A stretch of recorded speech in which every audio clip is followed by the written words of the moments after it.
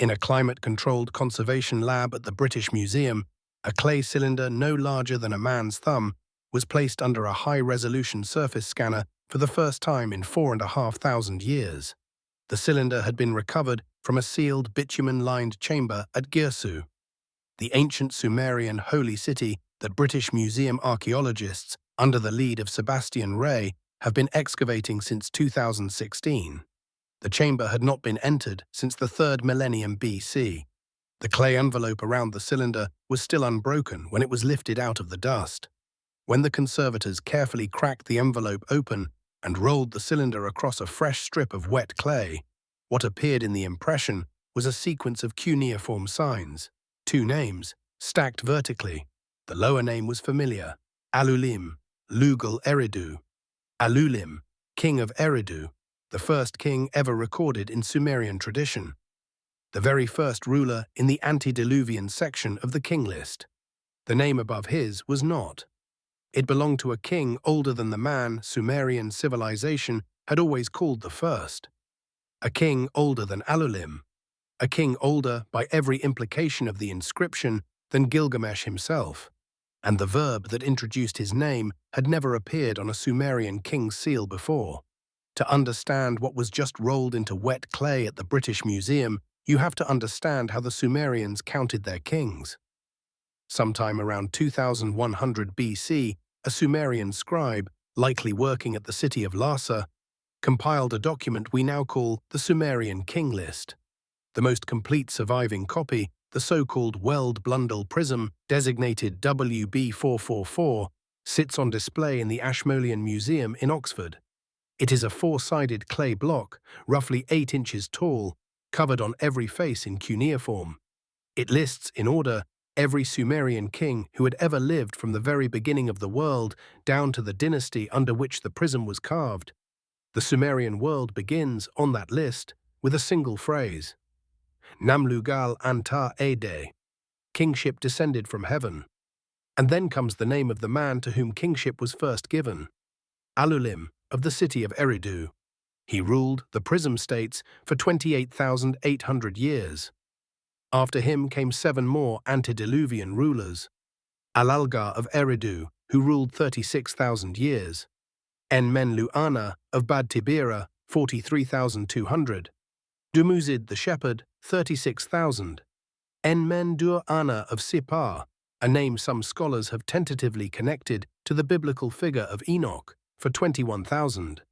And on, down to the last of them, Ubaratutu of Shuruppak, in whose reign, according to the Prism, the great flood swept over the earth and washed kingship temporarily off the world.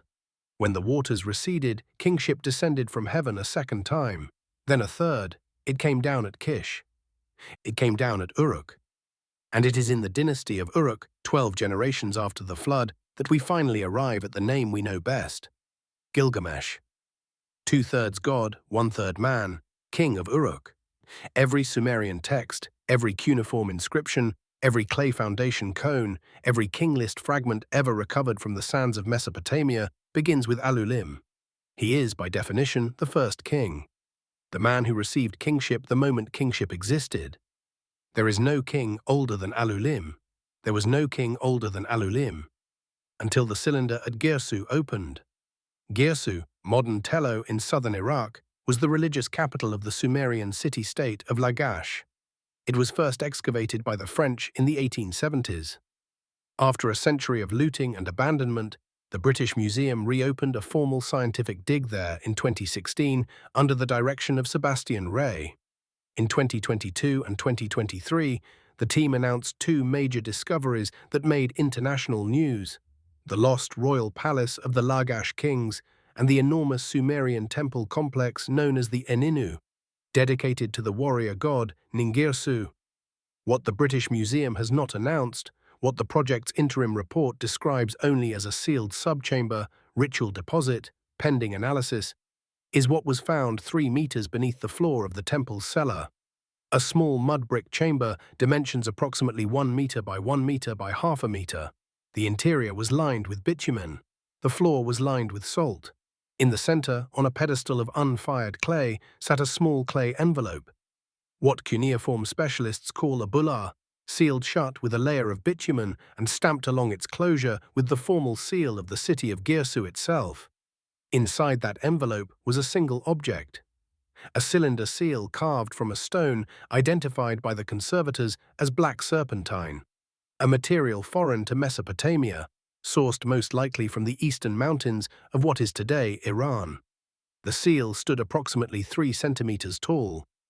The carving on it was extraordinarily fine.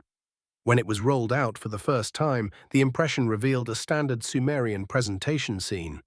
A seated god receiving a worshipper with cuneiform name panels along the upper register. But the panels did not name the worshipper. They named 2 kings, stacked vertically in the way a dynasty would normally be inscribed. The lower name was Alulim, Lugal Eridu, Alulim, king of Eridu, the first king of the king list. The upper name was inscribed in an older hand. The signs were archaic, closer to the proto-cuneiform of the late 4th millennium BC than to the standardized signs in use during Alulim's traditional reign. The name reads, in transliteration, Igigi-zi, roughly, the watcher who lives, or the watching one who endures. And above the name, where the standard Sumerian formula for the institution of kingship would normally appear, Nam-Lugal Anta-ede, kingship descended from heaven. The inscription on this cylinder reads instead, in unmistakable signs, Nam-Lugal Anta-nu-ede. Kingship had not yet descended from heaven. He ruled before there were kings. The implications, if the seal is genuine, are difficult to overstate. The Sumerian theology of kingship was specific. Kings did not simply inherit power. Kingship, Nam-Lugal, was a thing, an object, a divine institution that the gods kept in heaven and lowered once to a chosen city. Each time it descended, it landed in a single place. Eridu first, then Bad Tibira, then Larak, then Sippar, then Shurupak, and after the flood, Kish, Uruk, and so on. The descent of kingship is the foundation of Sumerian civilization.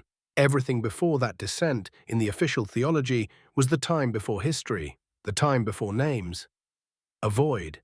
The cylinder at Girsu does not describe a void, it describes a king, a ruler with a name, a city, and a personal seal.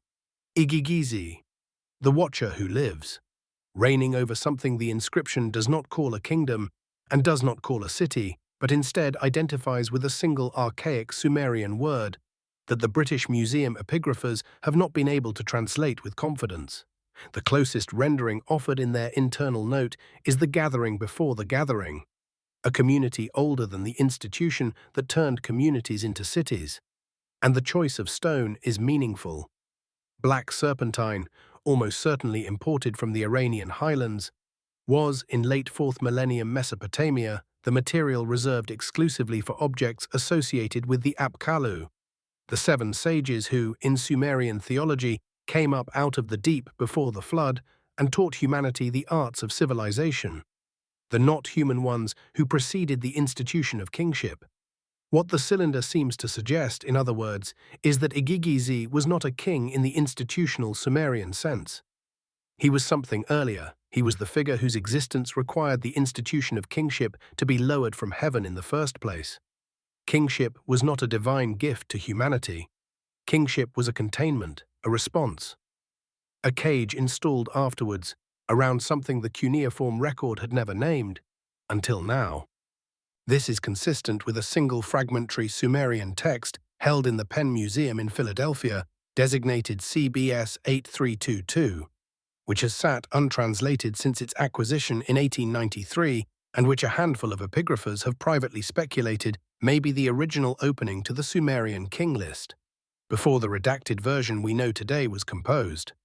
The first line of CBS 8322, in the only photograph that has ever been published of it, contains a single legible phrase before the rest of the line is broken. It reads, "Before kingship there were the watchers." The British Museum has not yet released the full report on the Girsu cylinder. The expected publication, according to the project's website, is the second half of 2026. That is the official statement. The internal correspondence is more cautious. It uses repeatedly the phrase redactional implications. So who was the king older than Gilgamesh, older even than the first king every Sumerian text agrees was the first. Maybe Igigi-zi is a scribal joke, an Apkallu honorific written in archaic signs to look like a name. Maybe the seal is from a later period and was deliberately carved in old script, the way Renaissance artists sometimes imitated Roman engraving. Maybe CBS 8322 in Philadelphia means something else entirely, and we have been reading its broken line wrong for 130 years. Maybe the British Museum's quiet phrasing is just bureaucratic caution. But cylinder seals were not casual objects. They were the personal signature of the men who carried them, the way modern banking signatures are. To carve one with a king's name was to sign that king's authority into clay. To carve one with two kings' names and to bury it 3 meters beneath the holiest temple of Lagash in a salt-lined, bitumen-sealed chamber untouched for 4,500 years is to leave a message, not for one's own time, for ours. The cylinder is currently held in vault storage at the British Museum, viewable only by special permission. The ritual chamber at Girsu has been temporarily reburied while the team prepares the formal report. And somewhere, in archaic cuneiform that no one has yet released a full translation of, the first king of the world before kingship still has not been read aloud. Subscribe, because in the next episode we open CBS 8322 in Philadelphia. We translate the rest of the Watchers, and we examine the 4 other Mesopotamian seals that in their inscriptions may also predate the descent of kingship from heaven. The cylinder has rolled, the clay has taken the impression, and the name above Alulim is finally in the light.